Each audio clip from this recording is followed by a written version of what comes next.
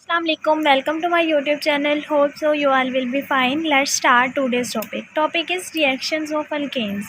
Last lecture में हमने क्या किया था, डिफरेंट कंपाउंड्स लिए थे और उनसे अल्केन्स को प्रिपेयर किया था। अब हम क्या कर रहे हैं, अब अल्केन से डिफरेंट कंपाउंड्स बना रहे हैं। अल्केन यूजुअली लेस रिएक्टिव होती हैं। अब लेस रिएक्टिव क्यों होती हैं? पहली रीज़न इनकी है inertness of sigma bond. Means कि अल्केन में सारे के सारे सिग्मा बॉन्ड्स हैं, कोई पाई बॉन्ड नहीं होता। अब हमें सबको पता है कि जो सिग्मा बॉन्ड है वो पाई बॉन्ड की निस्बत ज़्यादा स्ट्रॉन्गर होते हैं। क्यों? क्योंकि जो कार्बन एटम्स हैं, जो इलेक्ट्रॉन्स हैं वो दो एटम्स के दरमियान शेयर्ड हैं, कार्बन और हाइड्रोजन के दरमियान, तो वो ज़्यादा स्ट्रॉन्गली एम्बेडेड हुए होते हैं, वो इनर्ट होते हैं, उन पे किसी न्यूक्लियोफाइल या इलेक्ट्रोफाइल का अटैक मुश्किल होता है। और दूसरी इसकी नॉन पोलैरिटी ऑफ बॉन्ड। अब नॉन पोलैरिटी किस तरह से है? यूजुअली अल्केन में कार्बन और हाइड्रोजन के दरमियान बॉन्डिंग होती है, या कार्बन कार्बन के दरमियान। कार्बन कार्बन के दरमियान है तो इलेक्ट्रोनेगेटिविटी डिफरेंस बिल्कुल ज़ीरो है। दोनों के दरमियान इलेक्ट्रॉन इक्वली शेयर होंगे जो इनके दरमियान बॉन्डेड इलेक्ट्रॉन्स होंगे।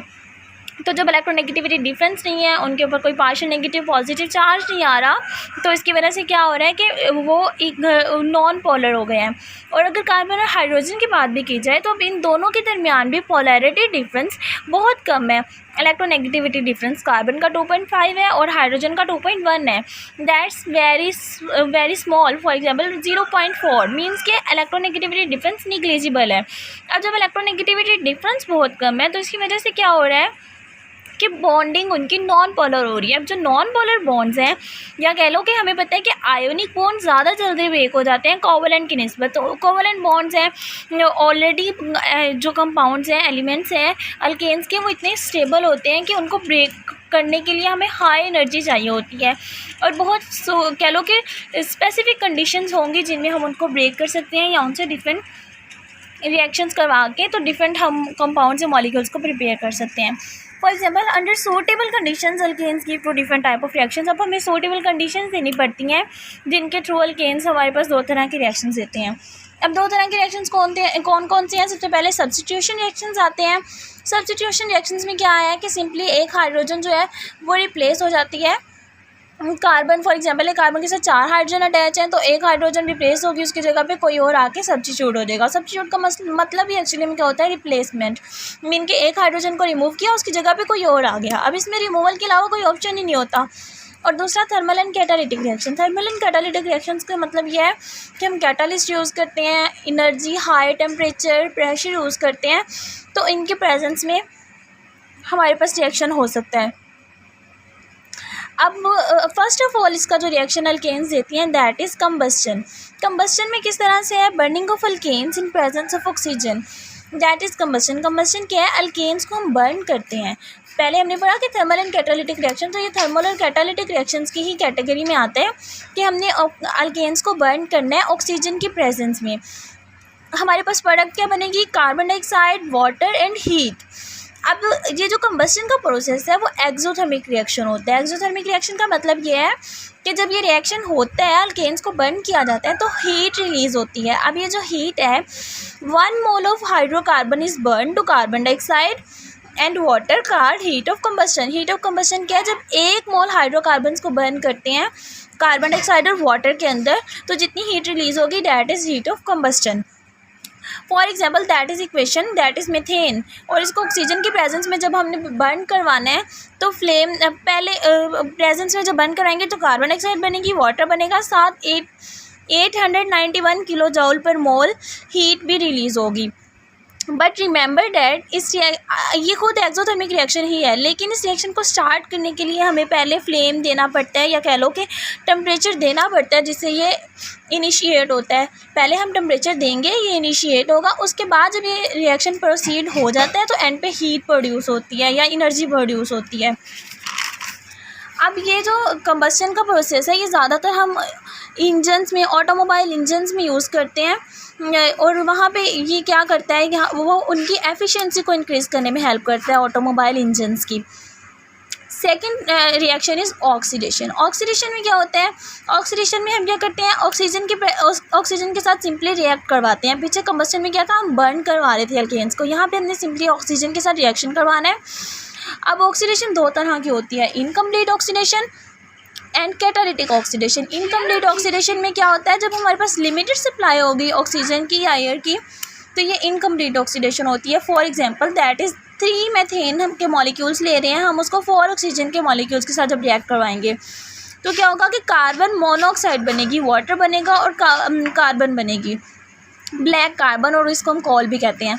रिमेंबर डैट जब इनकम्प्लीट ऑक्सीडेशन होगी तो प्रॉपर मेथेन जो है वो बर्न नहीं होगी, तो इसकी वजह से क्या होगा, हमारे पास कार्बन मोनोऑक्साइड बनती है, और कार्बन मोनोऑक्साइड जो होती है वो एक हार्मफुल गैस है। जब कैटालिटिक ऑक्सीडेशन होती है तो इसमें हमारे पास कैटालिस्ट चाहिए, हमें हाई टेम्परेचर चाहिए, प्रेशर चाहिए। लास्ट में हमें सिर्फ ऑक्सीजन चाहिए थी, हम कोई कैटालिस्ट यूज़ नहीं कर रहे, कोई कैटालिस्ट यूज़ नहीं कर रहे, कोई टेम्परेचर प्रेशर नहीं दे रहे, आर्टिफिशियली नॉर्मल कंडीशंस में रिएक्शन हो रहा है, ऑक्सीजन की सप्लाई भी लिमिटेड है, तो इसकी वजह से हमारे पास जो प्रोडक्ट्स बन रही थी वो भी हार्मफुल थी। लेकिन जब हम कैटालिटिक ऑक्सीडेशन करवाते हैं तो हम अपनी कंडीशंस को कह लो कि कंट्रोल्ड कंडीशंस उसको प्रोवाइड कर रहे होते हैं, जिसकी वजह से जो प्रोडक्ट्स बनती हैं वो भी फेवरेबल प्रोडक्ट्स होती हैं, यूज़फुल प्रोडक्ट होती हैं। For example first of all methane जब ऑक्सीजन के साथ रिएक्ट करता है, copper as a catalyst use हो रहा है, यहाँ पे 400 degree temperature and 200 degree atmosphere pressure हम यूज़ कर रहे हैं। ये कंट्रोल्ड कंडीशंस हम उसको प्रोवाइड कर रहे हैं, और इन रिटर्न हमें क्या मिल रहा है, मिथाइल अल्कोहल। मिथाइल अल्कोहल, अब हम सबको पता है कि अल्कोहल एक इम्पोर्टेंट ऑर्गेनिक कंपाउंड है, डिफरेंट फंक्शंस हैं इसके। सिमिलरली अब इसी मिथाइल अल्कोहल को दोबारा से ऑक्सीजन के साथ रिएक्ट करवाया जाता है, वही कंडीशंस हैं, वही कैटालिस्ट यूज़ होगा, वही टेम्परेचर प्रेशर। तो नेक्स्ट हमारे पास बनेगा फॉर्मेल्डिहाइड। अब फॉर्मेल्डिहाइड को अगेन ऑक्सीजन के साथ रिएक्ट करवाना है। सिंपली क्या हो रहा है कि हम ऑक्सीजन ले रहे हैं तो क्या होगा कि 2 हाइड्रोजन के मॉलिक्यूल रिप्लेस हो रहे हैं और एक ऑक्सीजन का मॉलिक्यूल आगे अटैच हो रहा है, और यहाँ पे हमारे पास फॉर्मिक एसिड बनेगा। फॉर्मिक एसिड ने अगेन ऑक्सीजन के साथ रिएक्ट करना है और हमारे पास कार्बन डाइऑक्साइड और वाटर बन जाएंगे। अब ये जो यहाँ पे प्रोडक्ट्स प्रोड्यूस हो रही है, methyl alcohol, formaldehyde, formic acids, ये सारे इंडस्ट्रीज़ में यूज़ होते हैं और इनके लिए फिर हम डिफरेंट प्रोडक्ट्स बनाते हैं, और उसके बाद ये सोप, वेजिटेबल इंडस्ट्रीज़ में इनमें भी यूज़ होते हैं। अब नेक्स्ट रिएक्शन जो इसका है वो नाइट्रेशन। नाइट्रेशन में क्या होता है, ये एक सब्स्टिट्यूशन रिएक्शन है। सब्स्टिट्यूशन रिएक्शन का मतलब क्या है कि इसमें रिप्लेसमेंट होनी है, हाइड्रोजन ने रिप्लेस हो जाना है नाइट्रो ग्रुप के साथ, और इसमें हमारे पास क्या आता है, नाइट्रो ग्रुप क्या है, NO2। ये मेथेन लिया हमने CH4, इसको जब हम रिएक्ट करवाएंगे HNO3 के साथ, नाइट्रिक एसिड के साथ, तो हमारे पास क्या आएगा, नाइट्रोमेथेन बनेगी। NO2 ग्रुप आके हाइड्रोजन के साथ रिप्लेस हो जाएगा और साथ में वाटर बनेगा। और ये जो रिएक्शन है इसमें जो प्रोडक्ट्स बनती हैं उसको हम एज अ फ्यूल यूज़ कर सकते हैं, सॉल्वेंट्स के तौर पे यूज़ कर सकते हैं, और ऑर्गेनिक सिंथेसिस में भी ये यूज़ होता है। Next reaction is halogenation. Halogenation क्या हमें पता है, हैलोजन किसको कहते हैं हम, हैलोजेंस में क्लोरीन, फ्लोरीन, ब्रोमीन और आयोडीन, ये 4 हैलोजेंस आती हैं। हैलोजन के साथ रिएक्शन क्या होता है कि हाइड्रोजन जो है वो रिप्लेस हो जाती है हैलोजन के साथ। अब यहाँ पे क्या हो रहा है कि हाइड्रोजन जो है वो रिप्लेस हो रही है हैलोजन के साथ। हैलोजन में हमारे पास 4 ही हैलोजन आती हैं, क्लोरीन, फ्लोरीन, ब्रोमीन और आयोडीन। अब इनके डिफरेंट हैलोजन्स के साथ अल्केन के रिएक्शन डिफरेंट होते हैं। फॉर एग्जांपल अगर हम फ्लोरीन की बात करें तो फ्लोरीन का इलेक्ट्रोनेगेटिविटी डिफरेंस कार्बन से बहुत ज़्यादा आता है। हमने सबको पता है कि हाईएस्ट इलेक्ट्रोनेगेटिव एटम जो है वो फ्लोरीन है। तो फ्लोरीन क्या करता है, ये हाईली वायलेंट होता है, और इसका जो रिएक्शन होता है वो हाईली वायलेंट होगा, और क्या होगा कि हमारे पास मिक्सचर बनेगा क्लोरीन का, फ्लोरीनेटेड अल्केन्स का और हाइड्रोफ्लोरिक एसिड का। लेकिन ये वायलेंट होता है, रिएक्शन बहुत सीवियर हो सकता है, तो इसलिए यूजुअली हम इसको नहीं करवाते।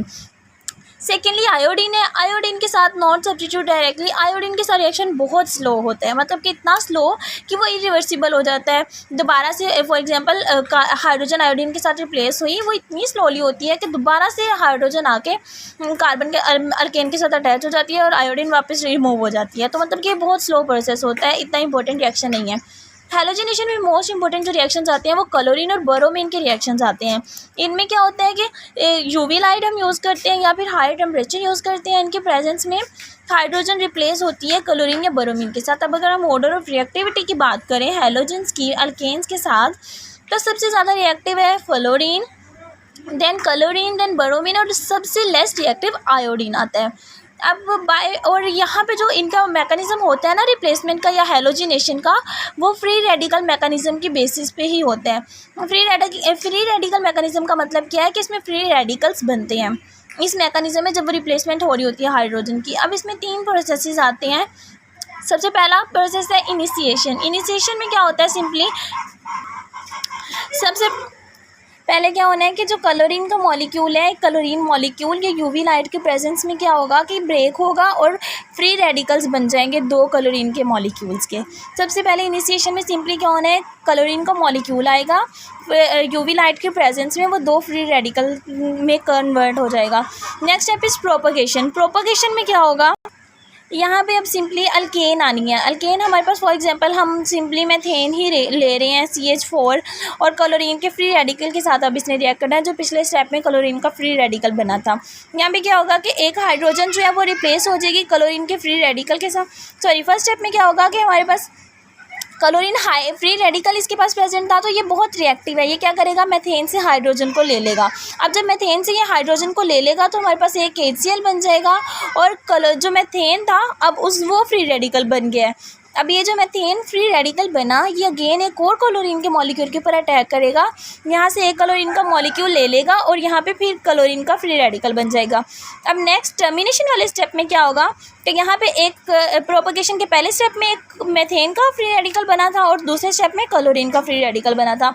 टर्मिनेशन में क्या होगा कि ये दोनों फ्री रेडिकल्स आपस में एक दूसरे के साथ रिएक्ट करेंगे और CH3Cl बना देंगे मिथाइल क्लोराइड, या फिर हम इसको अल्काइल हेलाइड्स भी कहते हैं। तो इस तरह से क्या होगा कि इसकी टर्मिनेशन हो जाएगी। ये जो फ्री रेडिकल्स बने थे वो अपने वैलेंसीज भी सेटिस्फाइड कर लेंगे। ये जो सेकंड स्टेप है प्रोपगेशन, इसी की रिपीटेशन होती रहती है। और क्या होता है कि हमारे पास बहुत कह लो कि डिफरेंट कंपाउंड्स बन जाते हैं। उनके वो इतने इंपॉर्टेंट कंपाउंड्स होते नहीं हैं, लेकिन सेकंड स्टेप की रिपीटेशन से हमारे पास कंपाउंड्स बन सकते हैं। लेट्स सी प्रोपगेशन में फॉर एग्जांपल ये हमारे पास CH3Cl था और क्लोरीन के फ्री रेडिकल के साथ जब इसने रिएक्ट किया तो क्या होगा कि अब क्लोरीन का फ्री रेडिकल है ये, तो इसने क्या करना है, ये फ्री रेडिकल है तो ये हाईली रिएक्टिव है। इसने एक हाइड्रोजन यहाँ से रिमूव की, अपने साथ अटैच करवा ली, तो ये क्या बन गया खुद HCl और पीछे क्या रह गया ClCH2 और ये फ्री रेडिकल हो गया। अब ये फ्री रेडिकल जब बनेगा तो ये अगेन क्लोरीन के मॉलिक्यूल के ऊपर रिएक्ट करेगा। इसने यहाँ से एक क्लोरीन का मॉलिक्यूल अपने साथ अटैच करवा लिया और यहाँ पे पीछे क्या रह गया, ये खुद डाइक्लोरोमेथेन बन गया और अगेन क्लोरीन का फ्री रेडिकल बन गया। सिमिलरली अब ये जो Cl, ये जो यहाँ पे कंपाउंड बना है कि जिसके अंदर दो क्लोरीन के मॉलिक्यूल्स प्रेजेंट है और दो क्लोरीन के मॉलिक्यूल्स प्रेजेंट है और एक हाइड्रोजन प्रेजेंट है, और अब इसके ऊपर अगेन क्लोरीन का फ्री रेडिकल आगे अटैक करेगा। तो क्या होगा कि यहाँ पे क्लोरीन के फ्री रेडिकल ने हाइड्रोजन जो इसके साथ एक था उसको भी यहाँ से रिमूव करवा लेना है, खुद HCl बन जाएगा और यहाँ पे अगेन फ्री रेडिकल बन गया। अब ये जो अगेन फ्री रेडिकल बना है ये फिर क्लोरीन के मॉलिक्यूल के साथ रिएक्ट करेगा और यहाँ से ये क्लोरीन को ले लेगा और अब इसके साथ क्या हो गया, 3 हाइड्रोजन की जगह पे 3 क्लोरीन के मॉलिक्यूल अटैच हो गए हैं। सिंपली एक हाइड्रोजन रह गई है और ये जो अब एक हाइड्रोजन रह गई है वो भी अगेन नेक्स्ट जो क्लोरीन का फ्री रेडिकल आएगा उसके साथ रिप्लेस हो जाएगी। और इस तरह से फाइनली जो हमारे पास लास्ट प्रोडक्ट बनेगी वो CCl4 बनेगी। ये कार्बन जिसके चारों के चारों हाइड्रोजन रिप्लेस हो गए हैं क्लोरीन के चारों मॉलिक्यूल्स के साथ। तो एंड पे हमारे पास टेट्राक्लोरोमेथेन बन जाएगा या टेट्राक्लोरोआयोडाइड हम इसको कहते हैं। तो इस तरह से ये वाले रिएक्शंस हैं जो कि एल्केन्स देती है। इस ज़्यादातर रिएक्शंस इतने इंपॉर्टेंट नहीं है क्योंकि एल्केन्स में हमें हाई कंडीशंस चाहिए, सूटेबल कंडीशंस चाहिए और हमें कह लो कि कंडीशंस आर्टिफिशियली प्रोवाइड करनी पड़ती हैं, तो इसलिए प्रॉपर हमारे पास अल्केन्स के रिएक्शंस होते नहीं हैं इतने इंपॉर्टेंट। तो आई होप कि आपको वीडियो पसंद आई होगी। अगर वीडियो पसंद आई है तो लाइक और सब्सक्राइब करना मत भूलिएगा। मिलते हैं नेक्स्ट वीडियो में, तब तक के लिए अपना बहुत ख्याल रखिएगा। अल्लाह हाफिज़। Thank you so much.